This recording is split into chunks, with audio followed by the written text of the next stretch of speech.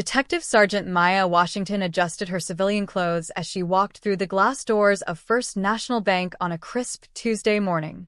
After 15 years of distinguished service with the FBI, she had learned to blend into any environment, whether she was undercover or simply conducting personal business. Today was supposed to be simple. She needed to resolve a banking issue related to her late mother's estate, something that required her physical presence and multiple forms of identification. The bank's marble floors echoed with the soft murmur of customers and tellers conducting their daily transactions.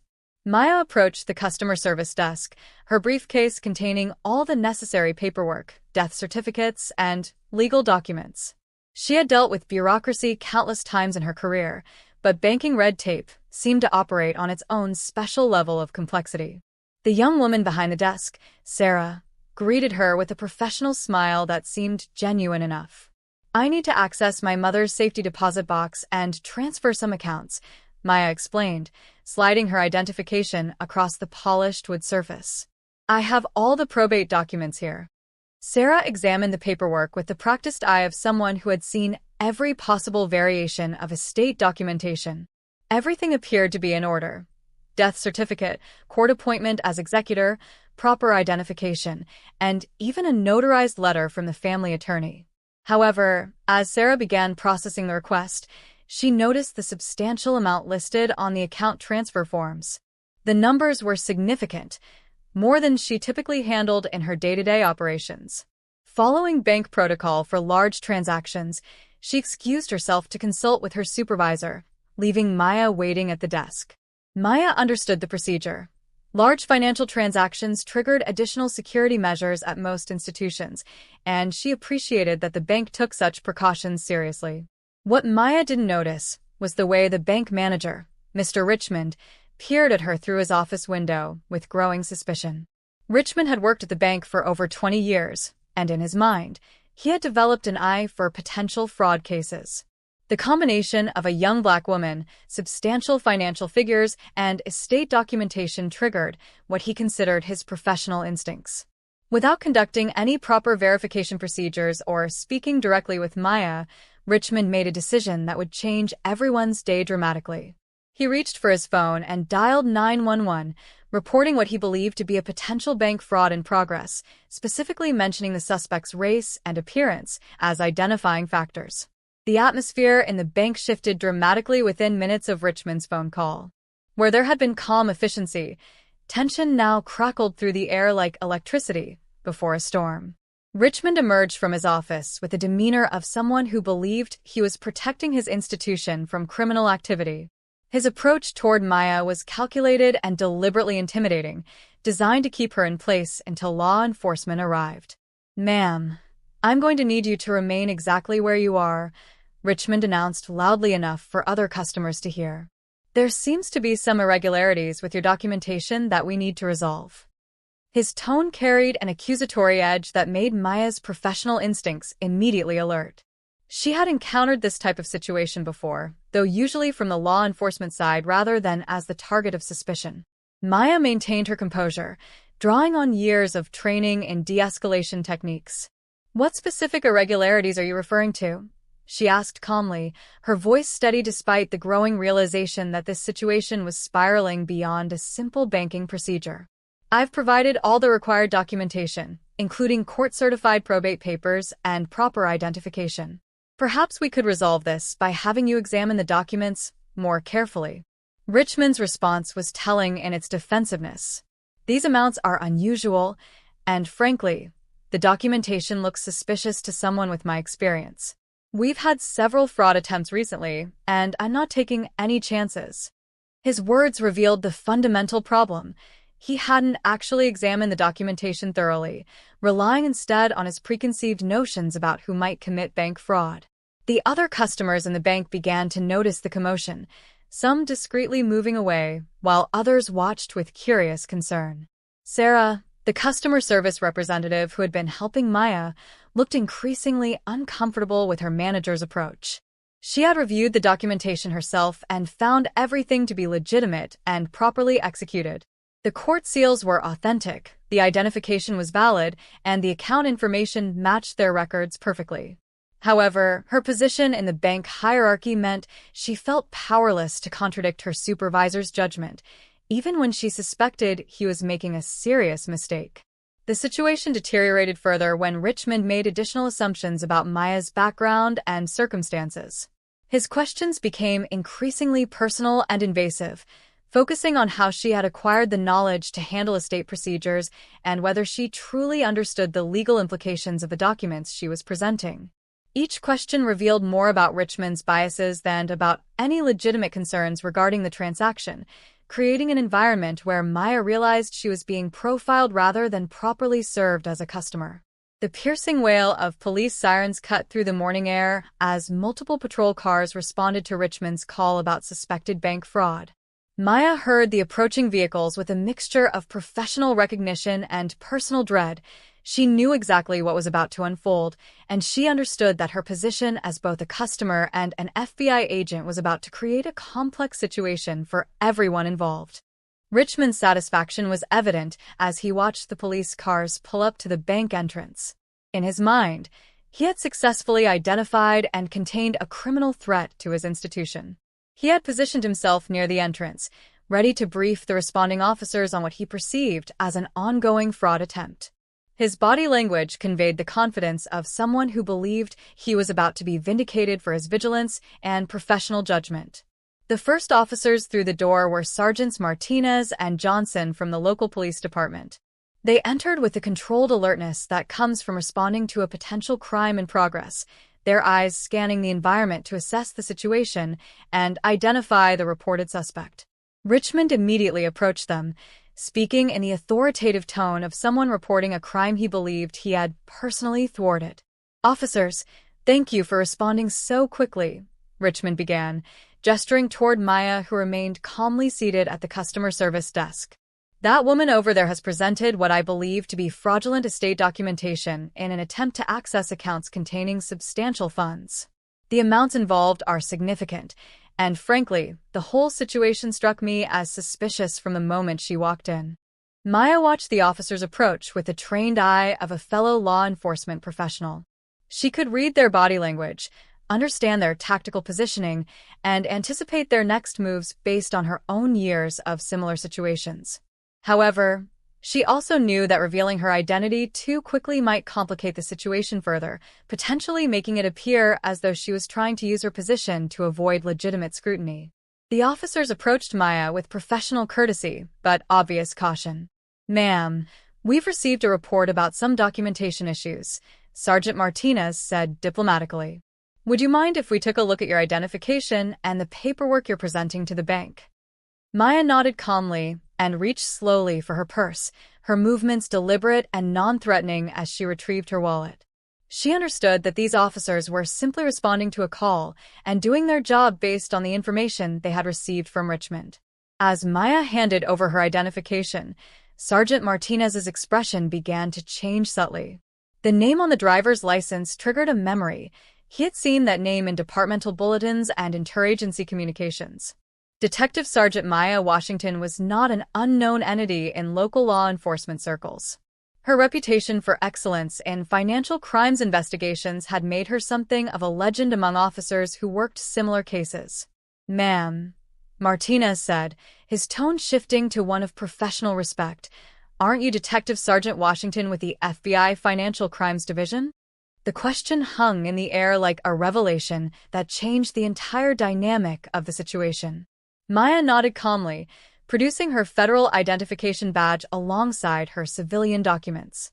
The gold shield and credentials immediately transformed her from suspected criminal to respected colleague in the eyes of the responding officers. Sergeant Johnson stepped forward, his recognition even more immediate and enthusiastic. "Detective Washington, I attended one of your seminars on banking fraud detection at the regional training conference last year. Your presentation on identifying sophisticated financial scams was incredible, probably the best training session I've ever attended." His words carried genuine admiration and highlighted the irony of the current situation where an expert in bank fraud prevention was being accused of bank fraud. The revelation of Maya's true identity created an immediate shift in the bank's atmosphere. Richmond, who had been standing confidently nearby awaiting validation of his suspicions, suddenly looked less certain of his ground. The other customers, who had been watching the drama unfold with various degrees of curiosity and concern, now sensed that the situation was far more complex than it had initially appeared. Maya maintained her professional composure throughout the recognition scene, though she couldn't help but feel a mixture of vindication and sadness about the circumstances that had led to this moment. "Gentlemen, I appreciate the recognition, but I'm actually here on personal business today. I'm trying to handle my late mother's estate, which includes accessing her safety deposit box and transferring some accounts that I've inherited as the executor of her will." The officers examined Maya's documentation with a thoroughness that Richmond should have employed from the beginning. Every document was authentic, properly notarized, and legally sound. The court appointment as executor was legitimate, the death certificates were genuine, and the account information matched the bank's records exactly. It became immediately clear that there had never been any basis for suspicion beyond Richmond's prejudicial assumptions about who might commit financial crimes. Sergeant Martinez turned to Richmond with barely concealed frustration. "Sir, could you explain exactly what made you believe this was a fraudulent transaction? These documents appear to be completely legitimate, and Detective Washington is one of the most respected financial crimes investigators in the region." The question forced Richmond to confront the uncomfortable reality that his suspicions had been based on bias rather than evidence. Richmond's face flushed red as the reality of his mistake became undeniably clear. The confident authority he had projected moments earlier evaporated like morning mist, replaced by the uncomfortable awareness that he had made a serious error in judgment. Standing before Maya, the police officers, and increasingly curious bank customers, he found himself in the position of having to explain suspicions that he was beginning to realize had no legitimate foundation. I was following standard bank protocols for large transactions," Richmond stammered, his voice lacking the conviction he had displayed earlier. "When dealing with substantial amounts, we're trained to be vigilant about potential fraud, especially when the documentation involves estate transfers." His explanation sounded hollow even to his own ears, particularly given that he hadn't actually examined the documentation thoroughly before calling the police. Sergeant Johnson's expression showed professional disappointment as he addressed Richmond. "Sir, vigilance is important, but so is proper procedure. Did you verify the court seals on these probate documents? Did you call the probate court to confirm the appointment? Did you check the authenticity of the death certificate through proper channels?" Each question highlighted a step in the verification process that Richmond had skipped in his rush to judgment. Maya watched Richmond's discomfort with a detached professionalism that came from years of observing people in stressful situations. She could see the internal struggle playing out across his features, the battle between admitting error and attempting to justify actions that were becoming increasingly difficult to defend. Her training in reading human behavior told her that Richmond was beginning to understand the gravity of his mistake, but wasn't yet ready to fully acknowledge it. "Detective Washington," Richmond said, attempting to regain some measure of control over the situation, "I hope you understand that I was simply trying to protect the bank's interests and prevent potential fraud. In my experience, unusual transactions sometimes require additional scrutiny." His words were carefully chosen, but they revealed his continued inability to directly acknowledge that his suspicions had been based on prejudicial assumptions rather than legitimate concerns. The other bank employees watched the scene unfold with various degrees of discomfort and recognition. Sarah, who had originally been helping Maya, looked particularly distressed by the situation. She had reviewed the documentation herself and found it to be legitimate, but had deferred to her supervisor's judgment despite her own professional assessment. Now she was witnessing the consequences of that deference to authority over evidence. Maya decided to address the situation directly, using it as a teaching moment that might prevent similar incidents in the future. "Mr. Richmond, in my 15 years with the FBI, I've investigated hundreds of financial fraud cases. I understand the importance of vigilance in protecting financial institutions. However, proper verification procedures exist precisely to distinguish between legitimate transactions and fraudulent ones. Suspicion without investigation isn't vigilance, it's prejudice disguised as professional judgment." The arrival of additional FBI personnel transformed the scene from a local incident into something approaching a federal gathering. Agent Patricia Chun, Maya's longtime partner and closest colleague, had heard about the situation through police dispatch channels and decided to check on her friend's welfare. Her entrance into the bank, badge prominently displayed and radiating the quiet confidence that comes with federal authority, added another layer of gravity to the unfolding situation. "Maya, is everything all right here?" Agent Chen asked, her tone professional but clearly protective of her colleague. She assessed the scene with the trained eye of someone accustomed to reading complex situations quickly. The positioning of the local police, the uncomfortable bank manager, and Maya's calm demeanor told her most of what she needed to know about how the situation had developed. Behind Agent Chen came Detective Lieutenant Robert Hayes from the local police department's Financial Crimes Unit. Hayes had worked numerous cases with Maya over the years and held her in the highest professional regard. His presence added local law enforcement leadership to what was becoming an impressive gathering of investigative talent, all centered around what had begun as a simple banking transaction. "Detective Washington," Lieutenant Hayes said with obvious respect and concern, "when I heard your name come across dispatch in connection with a bank fraud call, I knew there had to be some kind of mistake. You're one of the most ethical and thorough investigators I've ever worked with." His words carried the weight of years of professional collaboration and mutual respect, further highlighting the absurdity of the situation. Richmond found himself facing not just one federal agent, but a small gathering of law enforcement professionals who all seemed to hold Maya in the highest regard. The contrast between their obvious respect for her capabilities and his own suspicions became increasingly stark. He began to realize that his actions hadn't just been mistaken. They had been insulting to someone who had dedicated her career to fighting the very crimes he had accused her of committing. Maya took the opportunity to address the broader implications of what had occurred. "Gentlemen, ladies," she said, looking around at the assembled group, "what happened here today isn't just about me, or even about this particular bank. It's about the assumptions we make about people based on their appearance rather than their actions or credentials.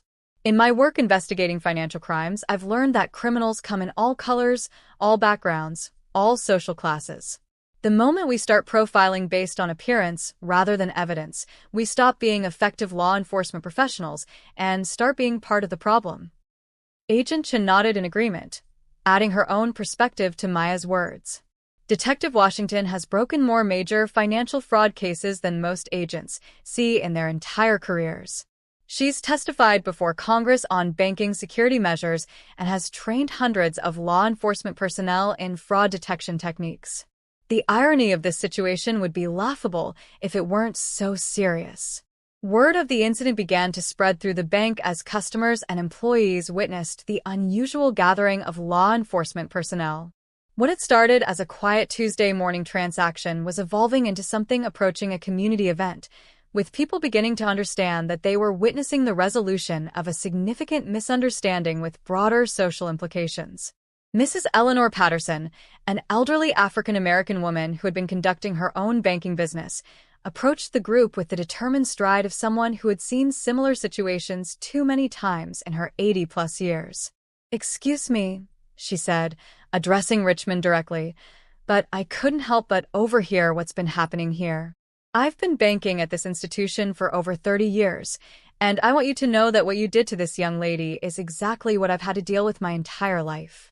Her words carried the weight of lived experience and historical perspective that added another dimension to the situation. Other customers began to gather, some nodding in recognition of similar experiences, others looking uncomfortable as they began to understand the implications of what they had witnessed. The incident was becoming a teachable moment for everyone present about the persistence of racial profiling in everyday situations. A young man in military uniform, Corporal James Mitchell, stepped forward to add his voice to the growing conversation. "Ma'am," he said to Maya, "I don't know what your specific role is, but I want to thank you for handling this situation with such dignity and professionalism. As someone who serves our country, I recognize leadership and grace under pressure when I see it." Richmond watched as more and more people expressed support for Maya and criticism of his actions. The community response was making it increasingly clear that his behavior had been not just procedurally wrong, but morally problematic. The respect and admiration that people were showing for Maya stood in stark contrast to the suspicion and hostility he had displayed, creating a powerful visual lesson about the difference between prejudice and professional judgment. Sarah, the customer service representative, finally found her voice amid the gathering crowd. "Mr. Richmond, I reviewed Detective Washington's documentation thoroughly when she first presented it. Everything was legitimate and properly executed. I should have spoken up when you decided to call the police without examining the evidence yourself." Her courage in finally challenging her supervisor's judgment provided an example of how institutional change could begin with individual accountability. The bank's atmosphere had completely transformed from the tense suspicion of an hour earlier to something approaching a community forum on respect, dignity, and proper procedure. Maya found herself at the center of a conversation that was much larger than her personal banking business, but she handled the attention with the same professionalism she brought to all her work. Maya addressed the gathered crowd with a natural authority that came from years of public speaking and community engagement. "I appreciate everyone's support, but I want to use this moment to emphasize something important. What happened here today happens to people every day who don't have badges or uniforms or professional recognition to protect them. The real test of our community's values isn't how we treat people who have achieved positions of authority. It's how we treat everyone, regardless of their status or appearance." The situation took another dramatic turn when Captain Maria Rodriguez from the regional FBI field office arrived at the bank, having been alerted by the unusual circumstances surrounding one of her most distinguished agents. Her presence elevated the incident from a local matter to something requiring official federal attention, particularly given the potential civil rights implications of what had occurred. "Detective Washington," Captain Rodriguez said with obvious concern and respect, "I came as soon as I heard about this incident. Are you being properly treated, and do you need any assistance resolving this matter?" Her arrival with 2 additional agents sent a clear message about the FBI's view of the situation and their support for one of their own who had been unfairly targeted. Lieutenant Hayes took the initiative to formally address the gathering, understanding that the moment called for official recognition of Maya's contributions to law enforcement and the community. "Ladies and gentlemen, I think it's important that everyone here understands exactly who Detective Washington is and what she represents in our law enforcement community." Hayes cleared his throat and continued with obvious pride. "Detective Sergeant Maya Washington has served with distinction in the FBI for 15 years. She has been instrumental in breaking up 3 major international money laundering operations, has recovered over $50 million in stolen assets, and has been recognized with the Director's Award for Excellence in Financial Crimes Investigation. She has also volunteered countless hours training local law enforcement personnel and speaking at community forums about financial fraud prevention." The formal recognition continued as Agent Chen stepped forward to add her own testimony. "Maya has also been a pioneer in developing new techniques for detecting sophisticated banking fraud schemes. Her work has been published in federal law enforcement journals, and her methods are now taught at the FBI Academy in Quantico. She's literally written portions of the manual on how to investigate the very crimes she was accused of committing today." Captain Rodriguez seized the moment to make a broader point about the incident's significance. "What happened here today represents a failure of judgment that goes beyond simple mistake.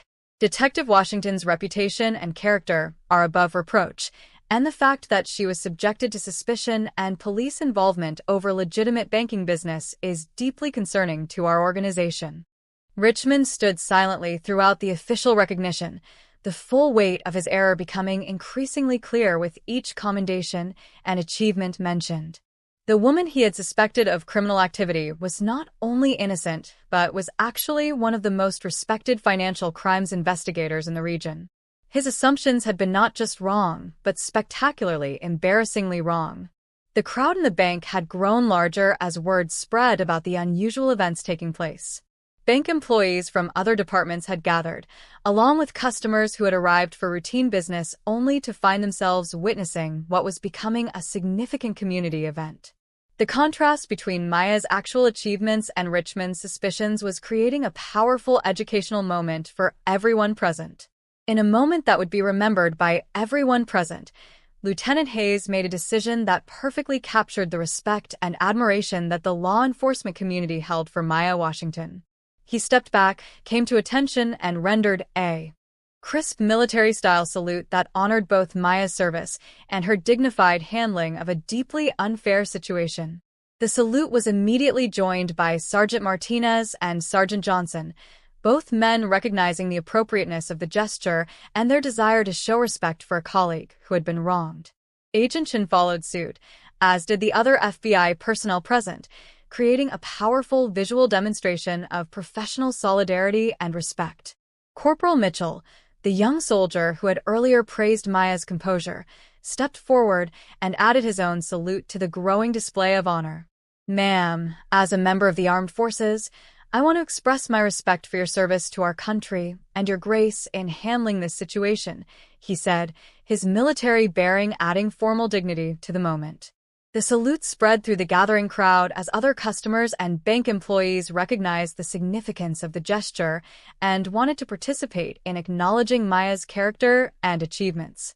What had begun as a law enforcement tribute evolved into a broader community expression of respect and apology for the treatment she had received. Maya stood quietly throughout the tribute, clearly moved by the demonstration but maintaining the professional composure that had characterized her behavior throughout the entire incident. When the salutes were completed, she nodded her acknowledgement and spoke with characteristic humility. "I'm honored by your respect, but I want to emphasize that I was simply doing what anyone should do when faced with unfair treatment, maintaining dignity while working through proper channels to resolve the situation." Richmond watched the salute ceremony with obvious discomfort, fully understanding that it represented not just recognition of Maya's achievements, but also a rebuke of his own actions. The visual contrast between the respect being shown to Maya and the suspicion he had displayed could not have been more stark or educational. The moment concluded when Captain Rodriguez stepped forward to address Richmond directly. "Sir, I trust that this incident will serve as a learning opportunity for your institution. Detective Washington's character and reputation are impeccable, and the treatment she received today fell far short of the respect she deserves as both a customer and a public servant." The salute had transformed the atmosphere in the bank from one of tension and misunderstanding to one of recognition and community solidarity. It served as a powerful reminder that respect and dignity should be extended to all people, but it also specifically honored someone who had dedicated her career to serving others and protecting the community from financial crimes. With the formal recognition complete and the community's support clearly demonstrated, the practical matter of Maya's banking business still needed to be resolved. Captain Rodriguez approached Richmond with a firm but professional demeanor of someone accustomed to ensuring that proper procedures were followed in sensitive situations. "Mr. Richmond, I believe Detective Washington still needs to complete her legitimate banking business," Captain Rodriguez stated firmly. "Given the circumstances of this incident, I trust that you'll personally ensure she receives the excellent customer service that should have been provided from the beginning." Her words left no doubt about the FBI's expectation that Maya would be treated with the utmost professionalism going forward. Richmond, now fully understanding the magnitude of his error, approached Maya with obvious remorse and professional deference. "Detective Washington, I owe you a sincere apology for my handling of this situation. I allowed my assumptions to override proper procedure, and I subjected you to treatment that was both unprofessional and unfair. Please allow me to personally ensure that your banking needs are addressed immediately and properly." Maya accepted Richmond's apology with the grace that had characterized her behavior throughout the entire incident. "Mr. Richmond, I accept your apology, and I hope this experience will help improve how your institution serves all customers in the future. Everyone deserves to be treated with dignity and respect, regardless of their appearance or background." The actual banking transaction, which had been the original purpose of Maya's visit, was completed efficiently and professionally. Richmond personally reviewed every document, verified every signature, and ensured that all procedures were followed to the letter. What should have taken 30 minutes originally was completed in less than 10 minutes once proper attention was given to the legitimate paperwork. As the crowd began to disperse and the law enforcement personnel prepared to return to their regular duties, The incident's broader lessons became the subject of discussion throughout the bank and the surrounding community. Sarah, the customer service representative, approached Maya privately to express her own apologies and to thank her for the educational experience. Detective Washington, I want you to know that today changed how I think about my job and my responsibility to stand up for what's right, Sarah said sincerely. I should have challenged my supervisor's assumptions from the beginning, and I promise to be more courageous in similar situations in the future. Maya left the bank with her banking business completed, her dignity intact, and her faith in community support reaffirmed. The incident had been unfortunate, but it had also created an opportunity for education, growth, and positive change. As she walked her car, she reflected on the day's events and felt cautiously optimistic that the experience might prevent similar incidents from happening to others. The story of what happened at First National Bank that Tuesday morning would spread throughout the law enforcement community and beyond, serving as both a cautionary tale about the dangers of prejudicial assumptions and an inspiring example of how dignity, professionalism, and community support can transform negative situations into opportunities for positive change. Maya Washington had handled an unfair situation with characteristic grace, and in doing so, had taught everyone present valuable lessons about respect, judgment, and the importance of treating all people with the dignity they deserve. The bank implemented new training procedures within the week, focusing on proper verification protocols and unconscious bias awareness. Richmond enrolled in additional professional development courses on cultural competency and customer service. And Maya continued her distinguished career, knowing that she had not only resolved her personal banking business, but had also contributed to creating a more just and respectful community for everyone.